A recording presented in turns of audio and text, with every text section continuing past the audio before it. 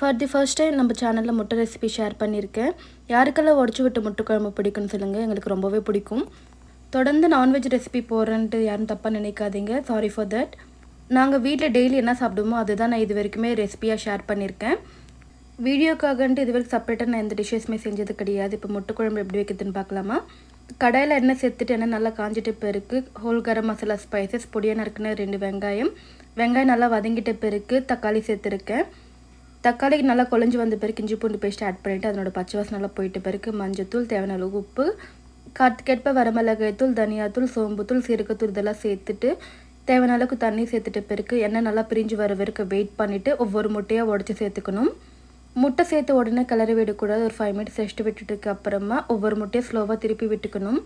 முட்டை நல்லா வெந்துட்ட பிறகு ஒரு பிஞ்சு கரம் மசாலா, ஃபைனலாக கொஞ்சமாக கசூரி மேத்தி க்ரஷ் பண்ணி சேர்த்துருக்கு. ஒரு தடவை நல்லா கலந்து விட்டுட்டா நம்மளோட உடச்சி விட்டு முட்டை குழம்பு ரெடி. கண்டிப்பாக ட்ரை பண்ணி பாருங்கள்.